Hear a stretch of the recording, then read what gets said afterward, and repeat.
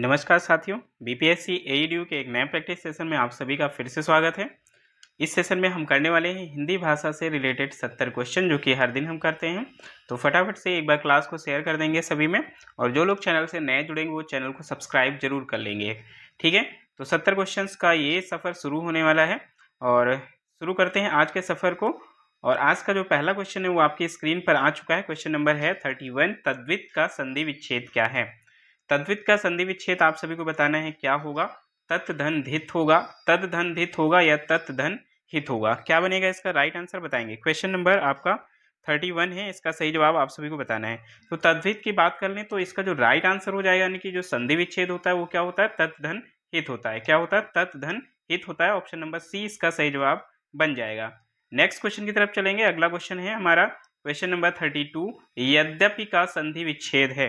आपको बताना है यद्यपि का संधि विच्छेद क्या हो जाएगा। यदि धन अपि हो जाएगा, या फिर यद्य धन पी हो जाएगा, या यदि धन अपि हो जाएगा। क्या बनेगा इसका सही जवाब बताएंगे। क्वेश्चन नंबर 32, तो इसकी बात कर लें तो इसका जो संधि विच्छेद होता है वो क्या होता है, यदि धन अपि होता है। क्या होता है, यदि धन अपि होता है। ऑप्शन नंबर ए इसका सही जवाब बनेगा। नेक्स्ट क्वेश्चन है हमारा क्वेश्चन नंबर आपका 33 है, खाद्य सामग्री जो यात्रा के समय रास्ते में उपभोग के लिए दी जाती है उसको क्या बोलते हैं, बताना है। स्वल्पाहार बोलते हैं, पथ्य बोलते हैं, या फिर पाथेय बोलते हैं। तो इस प्रैक्टिस सेशन में आपको ऐसे क्वेश्चंस भी मिलेंगे जो बिहार की परीक्षाओं में लगातार पूछे गए हैं, इसलिए पूरे सेशन को आपको ध्यान से लेना है और लास्ट में आपको अपना स्कोर भी देखना है, जिससे ये पता चल सके कि आपकी तैयारी कितनी मजबूत है। तो क्वेश्चन है, खाद्य सामग्री जो यात्रा के समय रास्ते में उपभोग के लिए दी जाती है तो उसको बोलते हैं पाथेय। क्या बोलते हैं उसको, पाथेय बोलते हैं। ऑप्शन नंबर सी इसका सही जवाब बनेगा। क्या बनेगा, ऑप्शन नंबर सी इसका सही जवाब बनेगा। और बात कर लें पथ्य क्या होता है, तो जो रोगी को दिया जाने वाला हल्का फुल्का जो भोजन होता है उसको पथ्य बोलते हैं। क्लियर है। अगले क्वेश्चन में चलेंगे। अगला क्वेश्चन क्वेश्चन नंबर 34, जो क्षमा करने योग्य नहीं है वाक्यांश के लिए एक शब्द है। जो क्षमा करने योग्य नहीं है उसको क्या बोलते हैं, अदम्य बोलते हैं, अक्षम्य बोलते हैं, या निर्गुण बोलते हैं। क्या बोला जाता है, राइट आंसर इसका क्या बनेगा बताएंगे। तो इसकी बात कर लें उसको बोलते हैं अक्षम्य। जो क्षमा करने योग्य नहीं होता उसको बोलते हैं अक्षम्य। Right answer option number B हो जाएगा। अगला क्वेश्चन है 35, कौन सा जोड़ा समरूपी भिन्नार्थक है। कौन सा जोड़ा समरूपी भिन्नार्थक है। अवधि या फिर अवधि, अनुचर का नौकर, आदि और अंत। कौन सा जोड़ा समरूपी भिन्नार्थक है। क्या बनेगा इसका सही जवाब बताएंगे।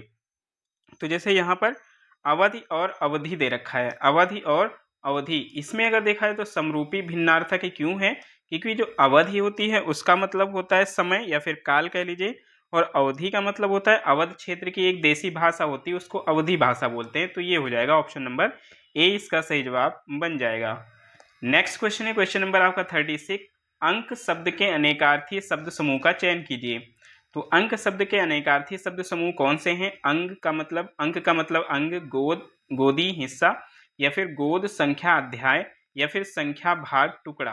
क्या बनेगा इसका सही जवाब बताएंगे। क्वेश्चन नंबर 36, तो इसकी बात कर लें तो अंक का क्या क्या मतलब होता है। तो इसका मतलब होता है गोद, संख्या, और अंक का मतलब अध्याय भी होता है। तो ऑप्शन नंबर बी की बात कर लें, ऑप्शन नंबर बी हमारा एकदम सही जवाब बनेगा। अगला क्वेश्चन है क्वेश्चन नंबर 37, एक का अर्थ घोड़ा है। दिए गए ऑप्शंस में से आपको बताना है किसका अर्थ यहाँ पर घोड़ा होता है। तुरंग, तुरंत, या फिर तुरई। क्या बनेगा इसका सही जवाब बताएंगे। क्वेश्चन नंबर 37, तो इसकी बात कर लें, आप सभी को पता है तुरंग का मतलब क्या होता है, घोड़ा होता है। ऑप्शन नंबर क्या बनेगा, ए इसका सही जवाब बन जाएगा। अगला क्वेश्चन है, समीर का पर्यायवाची है। तो समीर का आपको पर्यायवाची बताना है, क्या होता है, जल होता है, हवा होता है, या फिर तूफान होता है। क्या बनेगा इसका सही जवाब बताएंगे। तो समीर की बात कर लें तो इसका जो पर्यायवाची शब्द होता है वो होता है हवा। क्या होता है, हवा। ऑप्शन नंबर क्या बनेगा, 20 का सही जवाब बन जाएगा। अगला क्वेश्चन है क्वेश्चन नंबर 39। आइए देखते हैं क्वेश्चन नंबर 39 में क्या है। कह रहा है गिरि शब्द किसका पर्यायवाची शब्द नहीं है। तो गिरि शब्द जो होता है वो किसका पर्यायवाची नहीं होता है, ये आपको बताना है। पर्वत का, पवन का, या फिर अचल का। क्या बनेगा इसका सही जवाब बताएंगे। तो बात कर लें पवन की, पवन गिरि का पर्यायवाची नहीं होता है। इसके अलावा अगर देखें पर्वत और अचल, ये दोनों ही गिरि के पर्यायवाची होते हैं। तो आंसर हमारा ऑप्शन नंबर बी बन जाएगा। क्वेश्चन नंबर 40 है, धूसर किसका पर्याय है। तो धूसर आपको बताना है किसका पर्यायवाची होता है। अश्व का होता है, मेघ का होता है, या गर्दभ का होता है। किसका होता है बताएंगे। धूसर। तो धूसर की यहाँ पर बात कर ले, ये होता है गर्दभ का पर्यायवाची। किसका होता है? गर्दभ का पर्यायवाची। Option number C is the right answer. Next question है, सुलभ का उपयुक्त विपरीतार्थक शब्द है। तो सुलभ का यहाँ पर आपको बताना है विपरीत यानी कि उल्टा। विलोम शब्द बताना है, दुष्प्राप्य, अलब्ध या फिर अप्राप्य। क्या बनेगा इसका सही जवाब बताएंगे। सुलभ, तो सुलभ की बात कर लें तो इसका क्या होता है? दुर्लभ होता है। क्या होता है इसका उल्टा? इसका उल्टा होता है दुर्लभ, जो कि किसी भी ऑप्शन में नहीं दे रखा है।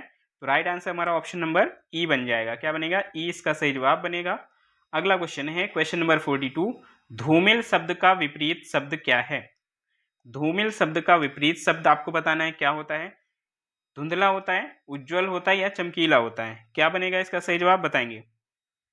तो इसकी राइट आंसर की बात कर ले, धूमिल का जो उल्टा होता है वो क्या होता है? उज्जवल होता है। क्या होता है? उज्जवल होता है। ऑप्शन नंबर 20 का सही जवाब बन जाएगा। क्वेश्चन नंबर 43 है, हिंदी में कृत प्रत्ययों की संख्या क्या है? तो हिंदी में जो कृत प्रत्यय होते हैं उनकी संख्या क्या होती है? आपको बताना है 28 होती है, 30 होती है या फिर 42 होती है। क्या बनेगा इसका सही जवाब बताएंगे। क्वेश्चन नंबर 43, तो इसकी बात कर लें, हिंदी में जो कृत प्रत्ययों की संख्या होती है वो होती है 28 यानी कि 28 होती है। ऑप्शन नंबर क्या बनेगा? ए इसका सही जवाब बन जाएगा। अगले क्वेश्चन पे आ जाते हैं। क्वेश्चन नंबर 44 है, औपचारिक शब्द में प्रत्यय लगा है। तो कम समय में हम लोग ज़्यादा क्वेश्चन करते हैं, ये आप सभी को पता है। चूंकि प्रैक्टिस सेशन इसलिए बहुत ज़्यादा डिटेल में नहीं बात करते हैं। क्लियर है? फटाफट से क्वेश्चन को देखिए और उसका आंसर आप लोग करिए। तो आप औपचारिक शब्द में प्रत्यय की बात कह रहा है, तो आ, का या फिर इक, कौन सा प्रत्यय लगा है बताएंगे। तो औपचारिक की बात कर लें, इसमें इक प्रत्यय लगा हुआ है। कौन सा प्रत्यय? इक प्रत्यय लगा है। और ये कौन से ऑप्शन में? ऑप्शन नंबर सी में। तो सी हमारा इसका सही जवाब बन जाएगा। अगला क्वेश्चन है, दुकाल में कैसा उपसर्ग है?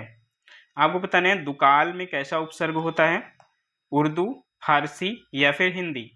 दुकाल, तो दुकाल की बात कर लें, इसमें जो उपसर्ग है हिंदी उपसर्ग है। और कौन सा है? वो है दु। कौन सा उपसर्ग लगा है? दु उपसर्ग। और ये किसका है? ये हिंदी का उपसर्ग है। ऑप्शन नंबर सी इसका सही जवाब बन जाएगा। अगला क्वेश्चन है क्वेश्चन नंबर 46, श्रृंगार शब्द का तत्सम है। श्रृंगार शब्द का तत्सम आपको बताना है। इसका सही जवाब क्या बन जाएगा? कौन सा श्रृंगार और इसका तत्सम। और एक साथ साथ में ये भी आपको देखना है कौन सी वर्तनी सही है इसमें, क्योंकि श्रृंगार तीनों में ही दे रखा है लेकिन आपको बतानी है शुद्ध वर्तनी। तो शुद्ध वर्तनी आपको ऑप्शन नंबर सी में मिल जाएगी। ये वाला जो श्रृंगार होता है ये वर्तनी की दृष्टि से एकदम शुद्ध होता है। ऑप्शन नंबर सी इसका सही जवाब बन जाएगा। अगला क्वेश्चन है, तिक्त शब्द का तद्भव है। आपको बताना है तिक्त शब्द का तद्भव क्या होता है। तीता होता है, तीखा होता है या तिक्ता होता है। क्या बनेगा इसका सही जवाब बताएंगे। तिक्त, तो तिक्त की बात कर लें, इसका जो तद्भव होता है वो होता है तीता। क्या होता है? तीता। ऑप्शन नंबर ए इसका सही जवाब बन जाएगा। आ जाते हैं नेक्स्ट क्वेश्चन की तरफ। क्वेश्चन नंबर आपका 48 और क्वेश्चन कह रहा है, निम्नलिखित में कौन सा तद्भव है। आपको बताना है निम्नलिखित में से कौन सा तद्भव है। तीक्ष्ण, उखली या फिर नासिक। क्या बनेगा इसका सही जवाब बताएंगे। तीक्ष्ण, उखली या फिर नासिक, कौन सा यहाँ पर तद्भव शब्द है वो आपको बताना है। तो तद्भव शब्द की बात कर लें तो वो है उखली। क्या है? उखली जो है ये एक तद्भव शब्द है। और बाकी अगर बात कर लें यहाँ पर तीक्ष्ण और नासिक, ये दोनों कैसे शब्द हैं? ये दोनों तत्सम शब्द हैं। और उखली की बात कर लें, इसका जो तत्सम शब्द होता है वो क्या होता है? उलूखन होता है। क्या होता है? उलूखन होता है। इसको आप याद रखिएगा। अगले क्वेश्चन पे आ जाते हैं। क्वेश्चन नंबर आपका 49 है, उत्पत्ति के आधार पर शब्दों के 4 भेद किए गए हैं। निम्नलिखित में से कौन सा भेद गलत है वो आपको बताना है। तो कौन सा भेद गलत है? जैसे तत्सम, तद्भव और यौगिक। क्या बनेगा इसका सही जवाब बताएंगे। तो आप सभी को बताया उत्पत्ति के जो आधार पर 4 भेद हुए हैं वो हैं तत्सम, तद्भव, देशज और विदेशी। ठीक है? और जो यौगिक है वो रचना के आधार पर होता है, ना कि यहाँ पर उत्पत्ति के आधार पर। तो राइट आंसर हमारा ऑप्शन नंबर सी हो जाएगा। अगले क्वेश्चन पे चलते हैं। अगला क्वेश्चन है, ए राकेश यहाँ आओ इस वाक्य में कौन सा कारक है। तो ए राकेश यहाँ आओ इस वाक्य में कौन सा कारक अधिकरण कारक है, संबोधन कारक है या कर्ता कारक है। क्या बनेगा इसका सही जवाब बताएंगे। तो ए करके यहाँ पर संबोधन किया गया है, इसलिए ऑप्शन नंबर 20 का सही जवाब बन जाएगा। आते हैं अगले क्वेश्चन पे। क्वेश्चन नंबर आपका 51 है, मैंने राधा के लिए कपड़े खरीदे इस वाक्य में कारक का प्रकार बताना है। मैंने राधा के लिए कपड़े खरीदे अपादान हो जाएगा, करण हो जाएगा या संप्रदान हो जाएगा। क्या बनेगा इसका सही जवाब बताएंगे क्वेश्चन नंबर 51 और इसका सही जवाब आप सभी को बताना है। तो इसकी बात कर ले यहाँ पर हो जाएगा आपका संप्रदान कारक। क्या हो जाएगा? संप्रदान कारक। ऑप्शन नंबर सी इसका सही जवाब बन जाएगा। अगले क्वेश्चन की तरफ आएंगे। क्वेश्चन नंबर आपका 52 है, जिसके सिर पर चंद्रमा हो। तो जिसके सिर पर चंद्रमा हो उसके लिए एक शब्द क्या बनेगा ये आपको बताना है। चंद्रशेखर हो जाएगा या फिर शिवाचंद्र हो जाएगा या चंद्रचूड़ हो जाएगा। क्या बनेगा इसका सही जवाब बताएंगे। तो जिसके सिर पर चंद्रमा होता है उसको बोलते हैं चंद्रशेखर। क्या बोलते हैं? चंद्रशेखर। ऑप्शन नंबर ए इसका सही जवाब बन जाएगा। अगला क्वेश्चन है क्वेश्चन नंबर आपका 53, निम्नलिखित में से कौन सा भाववाच्य का उदाहरण है? कौन सा भाववाच्य का उदाहरण है? मैंने पुस्तक पढ़ी, पुस्तक पढ़ी जाती है, आम खाया जाता है। क्या बनेगा इसका सही जवाब बताएंगे क्वेश्चन नंबर 53। तो यहाँ पर अगर देखा जाए तो जिस वाक्य में वाच्य केंद्र किया हो, ठीक है, वाच्य केंद्र क्रिया हो अर्थात जहां ना कर्ता की प्रधानता हो ना ही कर्म की प्रधानता हो बल्कि किसका हो? क्रिया का भाव हो, तो यहाँ पर उसे भाववाच्य कहते हैं। तो यहाँ पर भाववाच्य जैसा कुछ भी नहीं है, ना ही इसमें ना ही इसमें या ना ही इसमें। तो ऑप्शन नंबर क्या हो जाएगा? ई इसका सही जवाब हो जाएगा। अगले क्वेश्चन पे आ जाते हैं। अगला क्वेश्चन है, वह आए तो मैं जाऊं। वह आए तो मैं जाऊं, इस वाक्य में आपको बताना है कौन सा काल है। इस वाक्य में कौन सा काल है ये आपको बताना है। राइट आंसर इसका क्या बन जाएगा? तो इसकी बात कर लें, संभाव्य भविष्यकाल, हेतु हेतुमत भविष्यकाल या सामान्य भविष्यकाल। राइट आंसर क्या बनेगा बताएंगे। तो यहाँ पर अगर देखा जाए एक क्रिया दूसरी पर डिपेंड है यहाँ पर, तो ऐसे में क्या होता है? हेतु हेतुमत भविष्यकाल हो जाएगा। क्या हो जाएगा? हेतु हेतुमत भविष्यकाल। अगला क्वेश्चन है, लोग आजीवन टट्टू की तरह जुटे रहते हैं। तो टट्टू शब्द का बहुवचन बताना है। ठीक है, टट्टू शब्द का बहुवचन बताना है। टट्टुए या टट्टुओं या फिर टट्टू। क्या बनेगा इसका सही जवाब बताएंगे। राइट आंसर इसका क्या बनेगा? तो इसकी बात कर लें, इसका जो बहुवचन होता है वो टट्टुओं होता है। क्या होता है? टट्टुओं होता है। ऑप्शन नंबर बी इसका सही जवाब बन जाएगा। नेक्स्ट क्वेश्चन की तरफ चलते हैं। क्वेश्चन नंबर आपका 56, विकल्पों में से स्त्रीलिंग का चयन करना है। दिए गए विकल्पों में से स्त्रीलिंग शब्दों का चयन करना, शब्द का चयन करना है आपको। और दिया हुआ है यहाँ पर सागर, अग्रजा, छात्र। क्या बनेगा इसका सही जवाब बताएंगे। राइट आंसर इसका क्या हो जाएगा? तो इसकी बात कर लें, यहाँ पर जो स्त्रीलिंग शब्द है वो कौन सा है? वो है अग्रजा। क्या है? अग्रजा। ऑप्शन नंबर बी इसका सही जवाब बन जाएगा। अगले क्वेश्चन पे आते हैं। क्वेश्चन नंबर आपका 57 है, मनोभाव के अनुसार हटो शब्द कौन सा विस्मयादि बोधक है। तो मनोभाव के अनुसार हटो शब्द में कौन सा यहाँ पर कौन सा विस्मयादि बोधक हो जाएगा? संबोधन हो जाएगा या फिर चेतावनी हो जाएगी या धिक्कार हो जाएगा। क्या हो जाएगा बताएंगे। या फिर जैसे होता है बच्चों, हटो या फिर सावधान, ये सभी किसके अंतर्गत आते हैं? ये सभी चेतावनी के अंतर्गत आते हैं। किसमें आते हैं? चेतावनी। तो ऑप्शन नंबर बी इसका राइट आंसर बन जाएगा। अगले क्वेश्चन पे चलेंगे। क्वेश्चन नंबर आपका 58 है, जो शब्द क्रिया की विशेषता बताए उसे क्या कहते हैं। जो शब्द क्रिया की विशेषता बताए उसे क्या कहते हैं?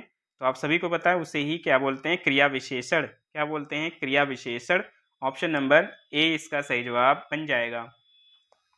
अगला क्वेश्चन है, निम्नलिखित वाक्यों में से एक में संयुक्त क्रिया का प्रयोग नहीं हुआ है।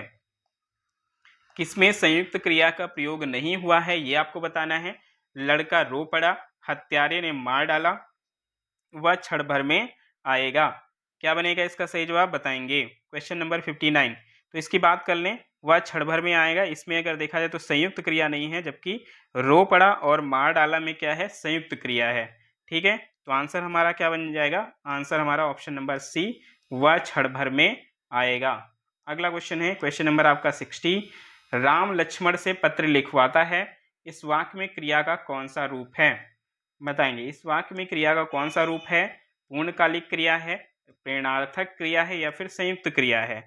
क्या बनेगा इसका सही जवाब बताएंगे। तो यहाँ पर है लिखवाता है, तो लिखवाता है, जब लिखवाता है, करवाता है, ठीक है, दौड़ाता है, तो यहाँ पर ये सभी किस में आएंगे? प्रेरणार्थक क्रिया में आएंगी। तो ऑप्शन नंबर बी इसका सही जवाब बन जाएगा। अगला क्वेश्चन है, रमेश की पुस्तक पुरानी है, इस वाक्य में पुस्तक शब्द क्या है? तो पुस्तक शब्द इसमें बताना है विशेष है, विशेषण है या क्रिया विशेषण है। रमेश की पुस्तक पुरानी है। क्या बनेगा इसका राइट आंसर बताएंगे। तो ये देखा जाए तो विशेष है, क्योंकि यहाँ पर पुस्तक की विशेषता बताई जा रही है। ठीक है, तो विशेषण पुरानी हो जाएगा, तो विशेष से क्या हो जाएगा? पुस्तक हो जाएगा। ऑप्शन नंबर ए इसका सही जवाब बन जाएगा। अगला क्वेश्चन है योग्य व्यक्ति ही पहचाना जाता है, वाक्य में योग्य शब्द क्या है? योग्य शब्द क्या है? परिमाणवाचक विशेषण है, संख्यावाचक है या सार्वनामिक विशेषण है? क्या बन जाएगा इसका राइट आंसर बताएंगे। तो इसकी बात कर लें, योग्य व्यक्ति ही पहचाना जाता है, इसमें जो योग्य है वो गुण है। क्या है? गुण है, इसलिए यहाँ पर क्या होना चाहिए था? गुणवाचक विशेषण होना चाहिए था। तो दिए गए ऑप्शंस में गुणवाचक विशेषण नहीं है, इसलिए आंसर हमारा क्या बनेगा? ऑप्शन नंबर ई बन जाएगा। अगले क्वेश्चन पे आ जाते हैं। अगला क्वेश्चन क्या है आइए देखते हैं। क्वेश्चन नंबर आपका 63 कह रहा है सीधा शब्द का निम्नलिखित में किस रूप में प्रयोग नहीं किया जा सकता है? सीधा, तो सीधा क्या नहीं हो सकता? क्रिया विशेषण, संज्ञा या सर्वनाम? क्या नहीं हो सकता है सीधा? राइट आंसर आपको बताना है। तो इसकी बात कर लें, क्रिया विशेषण हो सकता है सीधा, संज्ञा भी हो सकता है, लेकिन सर्वनाम नहीं हो सकता है। क्या नहीं हो सकता? सर्वनाम के रूप में इसका प्रयोग नहीं हो सकता है। अगले क्वेश्चन पे चल जाएंगे। क्वेश्चन है आपका 64 वह निश्चयवाचक के अपादान कारक का एक वचन रूप क्या है? तो वह अपादान कारक का एक वचन रूप क्या हो जाएगा? उससे हो जाएगा, उसके लिए हो जाएगा या उसको हो जाएगा? क्या बनेगा इसका सही जवाब बताएंगे। तो इसकी अगर बात कर लें तो ये हो जाएगा उससे। क्या हो जाएगा? उससे। ऑप्शन नंबर ए इसका सही जवाब हो जाएगा। और जो उसको होता है वो कर्म कारक का एक वचन रूप होता है। अगले क्वेश्चन पे आ जाते हैं। क्वेश्चन नंबर आपका 65 है निम्नलिखित वाक्य में रेखांकित किए हुए विभाग में कौन सा पदबंध है? तो आपको बताना है पड़ोस में रहने वाला शक्ति एक मेधावी छात्र है। तो पड़ोस में रहने वाला शक्ति, इतना आपको बताना है कौन सा पदबंध है? क्रिया विशेषण, संज्ञा या फिर सर्वनाम? क्या बन जाएगा इसका राइट आंसर बताएंगे। Question number 65। तो इसकी बात कर लें तो ये एक संज्ञा पदबंध है। कैसा पदबंध है? तो ये एक संज्ञा पदबंध है। ऑप्शन नंबर बी इसका सही जवाब बन जाएगा। अगला क्वेश्चन है क्वेश्चन नंबर आपका 66 राज्यपाल में कौन सी संज्ञा है? आपको बताना है राज्यपाल में कौन सी संज्ञा है? व्यक्तिवाचक, जातिवाचक या भाववाचक? तो आप सभी को पता है राज्यपाल जो होता है किसी का नाम नहीं होता है, पद होता है। तो ये किस में आता है? जातिवाचक संज्ञा में आएगा। किस में आएगा? जातिवाचक संज्ञा में आएगा। अगले क्वेश्चन की तरफ बढ़ेंगे। अगला क्वेश्चन क्या है आइए देखते हैं। क्वेश्चन नंबर आपका 67 अशुद्ध शब्द आपको छांटना है। इनमें से अशुद्ध शब्द कौन सा है? दिए गए ऑप्शंस में से अशुद्ध शब्द कौन सा है? अनसूया, ऐनक या फिर संकट? क्या बनेगा इसका सही जवाब बताएंगे। तो यहाँ पर अगर देखा जाए तो अनसूया जो है इसी तरह लिखा जाता है, ठीक है। इसकी जो वर्तनी होती है यही वाली शुद्ध होती है, ऐनक की यही वाली वर्तनी शुद्ध होती है। लेकिन संकट की बात कर लें, संकट यहाँ पर अशुद्ध तरीके से लिखा हुआ है, क्योंकि जो इसका शुद्ध तरीका होता है वो संकट कैसे होता है? ये वाला संकट की वर्तनी जो होती है वो शुद्ध होती है। Right answer option number C हो जाएगा। अगले क्वेश्चन पे चलेंगे। अगला क्वेश्चन है क्वेश्चन नंबर 68 शुद्ध वर्तनी का चयन कीजिए। शुद्ध वर्तनी बतानी है इनमें से कौन सी है? कुमुदनी की। तो ए बी सी में से आपको बताना है कौन सा कुमुदनी यहाँ पर सही दिया है। तो इसकी बात कर लें तो विकल्प नंबर जो सी दे रखा है ये कुमुदनी की वर्तनी एकदम सही है। राइट आंसर क्या बन जाएगा? ऑप्शन नंबर सी इसका सही जवाब बन जाएगा। अगला क्वेश्चन है क्वेश्चन नंबर 69 साकेत एक महाकाव्य है में किन दो विराम चिन्हों का प्रयोग हुआ है? तो इसमें दो विराम चिन्ह लगे हुए हैं। कौन कौन से विराम चिन्ह लगे हुए हैं आपको बताना है? पूर्ण विराम और अर्ध विराम, पूर्ण विराम और निर्देशक चिन्ह, पूर्ण विराम और कोष्ठक चिन्ह। क्या बनेगा इसका सही जवाब बताएंगे। तो इसकी बात कर लें, साकेत एक महाकाव्य है, इसमें पूर्ण विराम लगा है और उद्धृढ़ चिन्ह लगा है। ये है आपका उद्धृढ़ चिन्ह, इन्वर्टेड कॉमास जो होते हैं, ठीक है। इसके बाद लगा हुआ है क्या? आपका पूर्ण विराम का प्रयोग यहाँ पर ये हुआ है। तो ये अगर देखा जाए तो उद्धृढ़ चिन्ह किसी में भी नहीं है, इसलिए आंसर हमारा ऑप्शन नंबर क्या बनेगा? ई इसका सही जवाब बन जाएगा। चलते हैं अगले क्वेश्चन की तरफ। क्वेश्चन नंबर आपका 70 निम्न में से योजक चिन्ह को पहचानना है। कौन सा इसमें योजक चिन्ह है? बताइए, क्वेश्चन को ध्यान से पढ़िए और बताइए कौन सा योजक चिन्ह होता है। ए बी सी में से आपको बताना है। तो इसमें अगर योजक चिन्ह की बात कर लें तो योजक चिन्ह कौन सा है? ऑप्शन नंबर सी में जो दिया है इसी को बोलते हैं योजक चिन्ह, ठीक है। क्या बोलते हैं? योजक चिन्ह बोलते हैं। अगला क्वेश्चन है क्वेश्चन नंबर 71 वर्णमाला का कौन सा अक्षर पुल्लिंग नहीं है? वर्णमाला का कौन सा अक्षर पुल्लिंग नहीं है? जा और आ, चा और टा, ई और ई। क्या बनेगा इसका सही जवाब बताएंगे। कौन सा पुल्लिंग नहीं है? तो इसकी अगर बात कर लें वर्णमाला की, तो वर्णमाला के जो ई और ई अक्षर होते हैं वो पुल्लिंग नहीं होते हैं, ठीक है, पुल्लिंग नहीं होते हैं। तो ये अगर देखा जाए तो ये स्त्रीलिंग में आते हैं। ऑप्शन नंबर सी इसका सही जवाब बन जाएगा। अगला क्वेश्चन है क्वेश्चन नंबर 72, निम्न में घोष वर्ड कौन सा है? निम्न में घोष वर्ड आपको बताना है कौन सा है, जा, का या फिर चा। क्या बनेगा इसका राइट आंसर बताएंगे। क्वेश्चन नंबर 72 का आंसर आप सभी को करना है। इसका सही जवाब क्या बन जाएगा? घोष वर्ड। तो घोष वर्ड की बात कर लें तो घोष वर्ड कौन सा है यहाँ पर जा जो है वो घोष वर्ड है। ऑप्शन नंबर ए इसका सही जवाब बन जाएगा। अगला क्वेश्चन है कौन ऊष्म व्यंजन नहीं है? कौन ऊष्म व्यंजन नहीं? एबीसी में से आपको बताना है कौन सा ऊष्म व्यंजन नहीं है। तो इसकी बात कर लें, जो गा दे रखा है गा आपका ऊष्म व्यंजन नहीं है, इसलिए राइट आंसर क्या बनेगा? ऑप्शन नंबर सी इसका सही जवाब बन जाएगा। नेक्स्ट क्वेश्चन है क्वेश्चन नंबर 74, भारत का शेक्सपियर किसे कहा जाता है? तो भारत का शेक्सपियर किसे कहा जाता है? चाणक्य को, कालिदास को या फिर व्यास को? क्या बनेगा इसका सही जवाब बताएंगे। तो इसकी बात कर लें, कालिदास को भारत का शेक्सपियर कहा जाता है, तो ऑप्शन नंबर बी इसका सही जवाब बन जाएगा। अगला क्वेश्चन है तोड़ती पत्थर कविता किसकी है? काफ़ी फेमस ये पोयम है और आपको बतानी है ये किसकी है, महादेवी वर्मा की, जयशंकर प्रसाद या फिर सूर्यकांत त्रिपाठी निराला जी की। राइट आंसर क्या बनेगा बताएंगे। वह तोड़ती पत्थर, और ये किसकी है? सूर्यकांत त्रिपाठी निराला की। तो बिल्कुल यहाँ पर राइट आंसर हमारा क्या हो जाएगा? ऑप्शन नंबर सी इसका सही जवाब बन जाएगा। नेक्स्ट क्वेश्चन है आपका क्वेश्चन नंबर 76, पुरस्कृत पुस्तक हवा में हस्ताक्षर किस साहित्यकार की रचना है? तो हवा में हस्ताक्षर किस साहित्यकार की रचना है आपको बताना है। डॉक्टर कैलाश वाजपेयी, डॉक्टर रघुवंश या मृदुला गर्ग। क्या बनेगा इसका सही जवाब बताएंगे। हवा में हस्ताक्षर, और इसको साहित्य अकादमी पुरस्कार मिला हुआ था 2009 में, और यह है कैलाश वाजपेयी की रचना। किसकी है? कैलाश वाजपेयी की। ऑप्शन नंबर ए इसका सही जवाब बन जाएगा।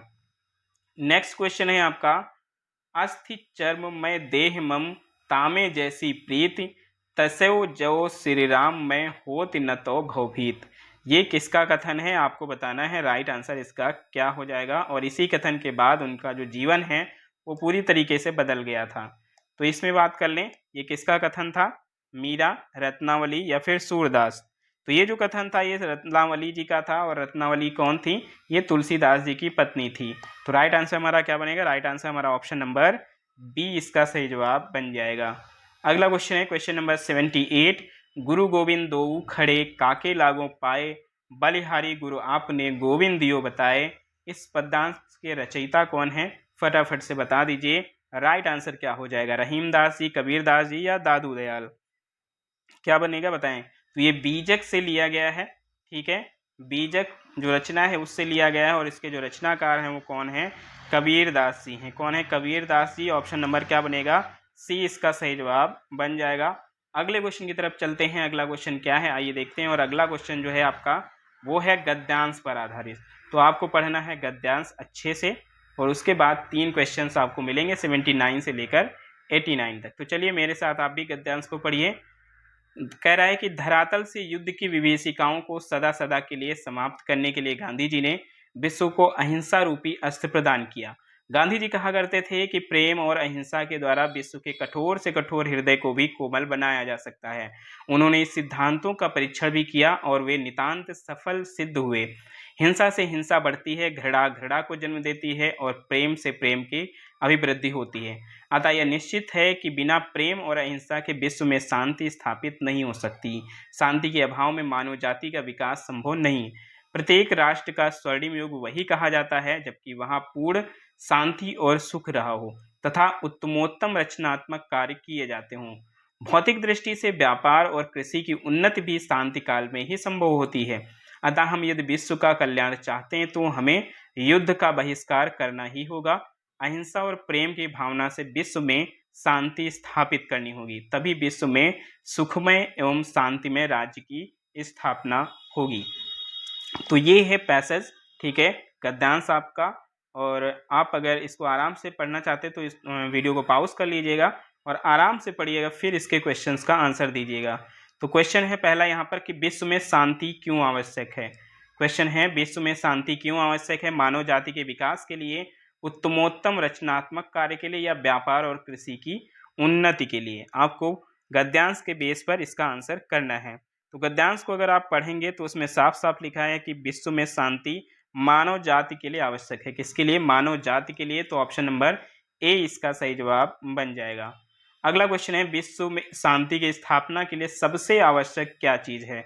हिंसा और भय, अहिंसा और प्रेम, या फिर आत्मीयता और समीपता? क्या बनेगा इसका सही जवाब? बताएंगे। तो गांधी जी ने कहा है कि विश्व शांति की स्थापना में अहिंसा और प्रेम सबसे आवश्यक है।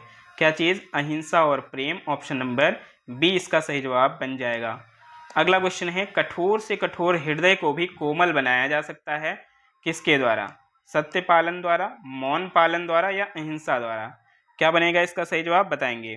तो गांधी जी का मानना था कि अहिंसा द्वारा कठोर से कठोर हृदय को भी कोमल बनाया जा सकता है, इसलिए राइट आंसर हमारा क्या बनेगा? ऑप्शन नंबर सी इसका सही जवाब बन जाएगा। और अगला क्वेश्चन आ जाता है क्वेश्चन नंबर 82, जिसमें आपको अनुवाद करना है हिंदी में। किसमें? हिंदी में अनुवाद करना है।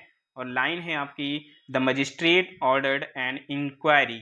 The magistrate ordered an inquiry, इसको हिंदी में क्या बोलेंगे? जांच के उद्देश्य से मजिस्ट्रेट का आदेश आया, मजिस्ट्रेट ने जांच के लिए आदेश दिया, या फिर एक पूछताछ के लिए मजिस्ट्रेट आदेश दिए? क्या बनेगा इसका सही जवाब? बताएंगे। क्वेश्चन नंबर 82 इसका सही जवाब आप सभी को बताना है। तो इसकी बात कर लें तो इसका जो हिंदी रूपांतरण होगा वो मजिस्ट्रेट ने जांच के लिए आदेश दिया। क्या होगा? मजिस्ट्रेट ने जांच के लिए आदेश दिया। बी इसका सही जवाब हो जाएगा। अब आगे आते हैं दूसरे क्वेश्चन पे। क्वेश्चन नंबर 83 कह रहा है the teacher was a man of fearless spirit. क्या है? The teacher was a man of fearless spirit. इसको आपको हिंदी में अनुवाद करना है। क्या हो जाएगा? शिक्षक एक साहसी आत्मा थे, शिक्षक एक डरने वाले आदमी नहीं थे, शिक्षक निर्भीक व्यक्ति थे। क्या बनेगा इसका सही जवाब? बताएंगे। तो इसका हिंदी अनुवाद हो जाएगा शिक्षक निर्भीक व्यक्ति थे। क्या हो जाएगा? शिक्षक निर्भीक व्यक्ति थे। ऑप्शन नंबर सी इसका सही जवाब बन जाएगा। अगला क्वेश्चन है क्वेश्चन नंबर आपका 84, और इसका आंसर आप सभी को करना है। इसका आंसर क्या हो जाएगा? क्वेश्चन है संक्षेपण मूल पाठ से कितने शब्दों में लिखना चाहिए? तो संक्षेपण मूल पाठ से कितने शब्दों में लिखना चाहिए? आधे शब्दों में, एक तिहाई शब्दों में, या तीन चौथाई शब्दों में? क्या बनेगा इसका सही जवाब? बताएंगे। Question number 84। तो संक्षेपण की जब बात आएगी तो संक्षेपण को लिखने के लिए मूल पाठ से एक तिहाई शब्दों का प्रयोग करना चाहिए। कितना? एक तिहाई शब्दों का प्रयोग करना चाहिए। बी इसका सही जवाब बन जाएगा। अगला क्वेश्चन है क्वेश्चन नंबर आपका 85, निम्नलिखित पत्रों में अभिनिवेदन के रूप में लिखा जाता है। तो अभिनिवेदन के रूप में क्या लिखा जाता है ये आपको बताना है। इसका राइट आंसर क्या हो जाएगा? आपका लिखा जाता है, भवदीय लिखा जाता है, या शुभेच्छु लिखा जाता है? क्या बनेगा इसका सही जवाब? बताएंगे। तो पत्रों में जो अभिनिवेदन किया जाता है तो उसमें क्या लिखते हैं? भवदीय लिखते हैं। क्या लिखते हैं? भवदीय। तो ऑप्शन नंबर क्या बनेगा? बी इसका सही जवाब बन जाएगा। अगले क्वेश्चन पे आ जाते हैं। क्वेश्चन नंबर आपका 86 है, कह रहा है चिकना घड़ा होना। तो चिकना घड़ा होना मुहावरे का अर्थ क्या होता है? चिकना होना, समृद्ध होना, या फिर निर्लज्ज होना? क्या बनेगा इसका सही जवाब? बताएंगे। Question number 86। तो इसकी अगर बात कर लें तो इसका अर्थ क्या होता है फटाफट से बताएंगे। चिकना घड़ा होना इसका मतलब होता है बिल्कुल निर्लज्ज होना। क्या होता है? निर्लज्ज होना। ऑप्शन नंबर सी इसका सही जवाब बन जाएगा। अगले क्वेश्चन पे आते हैं। ओखली में सिर देना। ओखली में सिर देना मुहावरे का अर्थ क्या हो जाएगा?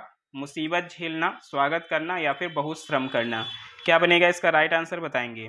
ओखली में सिर देना मुहावरे का अर्थ होता है मुसीबत झेलना। क्या होता है? मुसीबत झेलना। ऑप्शन नंबर ए इसका सही जवाब बन जाएगा। अगले क्वेश्चन की तरफ चलेंगे। 8 कनौजिया 9 चूल्हे। 8 कनौजिया 9 चूल्हे इसका क्या अर्थ होता है आप बताएंगे? मस्त रहना, फाका करना, या फिर अलगाव की स्थिति? क्या बनेगा इसका सही जवाब? बताएंगे। तो इस लोकोक्ति का जो अर्थ होता है वो होता है अलगाव की स्थिति। क्या होता है? अलगाव की स्थिति। सी इसका सही जवाब बन जाएगा। अगला क्वेश्चन है क्वेश्चन नंबर 89, निम्न पंक्ति में सही अलंकार का चयन कीजिए। अब अलंकार आपको बताना है और लाइन्स हैं। पानी विच मीन प्यासी, मोहि सुनि सुनि आवे हासी। इसमें आपको बताना है कौन सा अलंकार हो जाएगा। विभावना हो जाएगा, अतिशयोक्ति हो जाएगा, विशेषोक्ति हो जाएगा? क्या बनेगा इसका सही जवाब? बताएंगे। तो इसकी बात कर लें, यहाँ पर विशेषोक्ति अलंकार होगा। क्या होगा? विशेषोक्ति अलंकार हो जाएगा। ऑप्शन नंबर सी इसका सही जवाब हो जाएगा। ये कहाँ पर होता है? जहाँ पर कारण के रहते हुए भी कार्य का ना होना पाया जाए, वहीं पर विशेषोक्ति अलंकार हो जाएगा। तो ये पानी में भी है फिर भी प्यासी है, तो यहाँ पर विशेषोक्ति हो जाएगा। क्वेश्चन नंबर 90 है, सखिन सहित हरसी अति रानी सूखत धानु पराजन पानी। इस पंक्ति में अलंकार आपको बताना है, कौन सा अलंकार यहाँ पर हो जाएगा? संभावना अलंकार होगा, विभावना होगा या उत्प्रेक्षा हो जाएगा? क्या बनेगा इसका सही जवाब? बताएंगे। Question number 90। तो इसकी अगर बात कर लें, यहाँ पर हो जाएगा आपका उत्प्रेक्षा अलंकार। जनु जानो मनुमानो में क्या होता है? उत्प्रेक्षा होता है। तो यहाँ पर ऑप्शन नंबर सी इसका सही जवाब हो जाएगा। अगला क्वेश्चन है क्वेश्चन नंबर आपका 91, निम्नलिखित में कौन सा शब्दालंकार है? तो शब्दालंकार आपको बताना है कौन सा है, उपमा, रूपक या फिर उत्प्रेक्षा। क्या बनेगा इसका सही जवाब? बताएंगे। तो अगर बात कर लें यहाँ पर उपमा, उत्प्रेक्षा और रूपक, ये तीनों ही कौन से अलंकार होते हैं? तो ये तीनों होते हैं अर्थालंकार। कौन से होते हैं? अर्थालंकार। तो ऑप्शन नंबर ई इसका सही जवाब हो जाएगा। शब्दालंकार में कौन कौन से आते हैं? तो शब्दालंकार में अनुप्रास अलंकार, यमक अलंकार, श्लेष अलंकार, वक्रोक्ति अलंकार, ये सभी शब्दालंकार में आते हैं। अगले क्वेश्चन पे चलेंगे। क्वेश्चन नंबर आपका 92 है।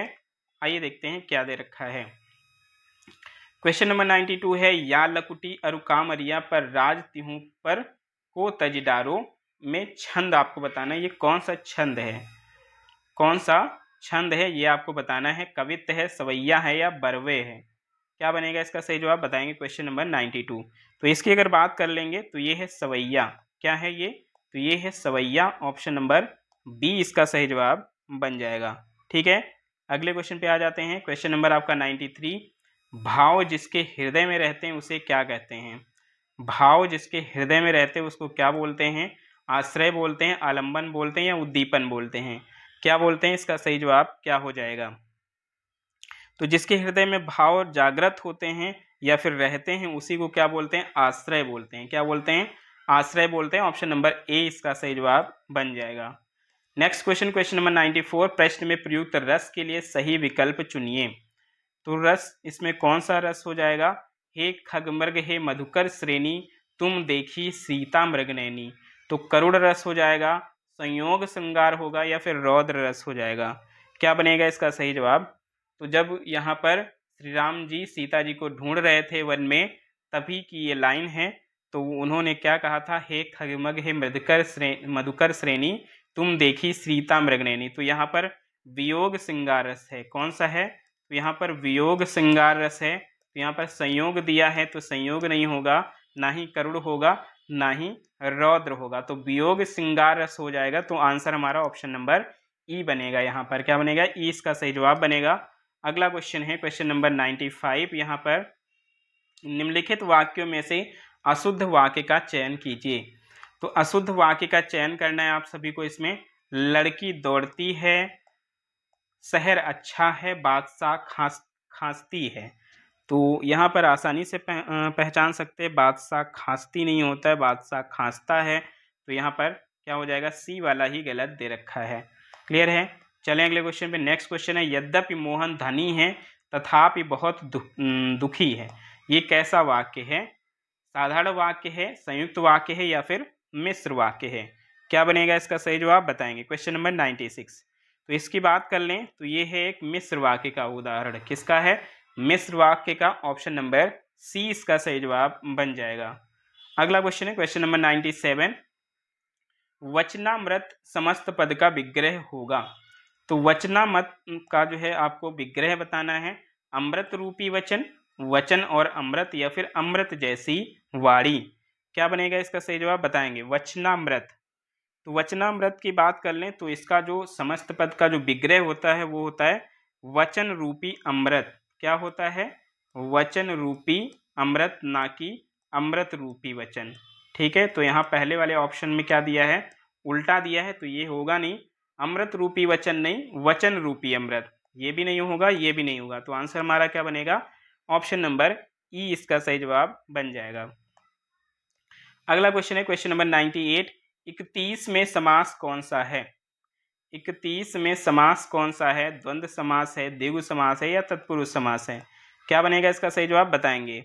31, तो 31 चूंकि संख्या है इसलिए यहाँ पर कौन सा आएगा? द्विगु समास आएगा। ऑप्शन नंबर बी इसका सही जवाब बन जाएगा। अगला क्वेश्चन है क्वेश्चन नंबर 99 आपका। हस्तलिखित में कौन सा समास पाया जाता है? हस्तलिखित में कौन सा समास पाया जाता है? अधिकरण तत्पुरुष, संबंध तत्पुरुष या करण तत्पुरुष? क्या बनेगा इसका सही जवाब बताएंगे। तो हस्तलिखित में देखा जाए तो यहाँ पर होता है तत्पुरुष समास। क्या होता है? तत्पुरुष समास होता है, ठीक है। लेकिन ऑप्शंस में अगर देखा जाए तो तत्पुरुष समास नहीं दिया है, अधिकरण तत्पुरुष दिया है। अच्छा, अधिकरण तत्पुरुष दिया है, तो यहीं पर अगर देखा जाए तो ये अधिकरण तत्पुरुष में आएगा। किस में आएगा? अधिकरण तत्पुरुष में, क्योंकि यहाँ पर में और पर का लोप है, ठीक है। तो राइट आंसर हमारा ऑप्शन नंबर ए बनेगा, अधिकरण तत्पुरुष। क्लियर है। अगले क्वेश्चन पे आ जाते हैं, क्वेश्चन नंबर 100 और आज का अंतिम प्रश्न। जिस व्यक्ति पर अभियोग लगाया गया हो, जिस व्यक्ति पर अभियोग लगाया गया हो उसको क्या बोलते हैं? अभियोक्ता बोलते हैं, अपराधी बोलते हैं, अभियुक्त बोलते हैं। क्या बनेगा इसका सही जवाब बताएंगे। तो जिस व्यक्ति पर अभियोग लगाया गया हो उसी को बोलते हैं अभियुक्त। क्या बोलते हैं उसको? उसको बोलते हैं अभियुक्त। तो राइट आंसर हमारा क्या बनेगा? सी इसका सही जवाब बन जाएगा। क्या बन जाएगा? सी इसका सही जवाब बन जाएगा। तो ये थी आज की क्लास कैसी लगी कमेंट बॉक्स में जरूर बताइएगा। और जो लोग अभी तक लाइक नहीं किए हैं वो एक बार लाइक जरूर कर देंगे, और जो लोग चैनल पर नए जुड़े हैं वो लोग चैनल को सब्सक्राइब जरूर कर लेंगे, क्योंकि यहाँ पर बिहार यूपी एग्जाम्स के से रिलेटेड जो भी एग्जाम्स आते हैं उन सभी की तैयारी कराई जाती है, ठीक है। तो मिलते हैं एक नए सेशन के साथ कल से फिर। तब तक के लिए सभी को बहुत बहुत धन्यवाद। जय हिंद।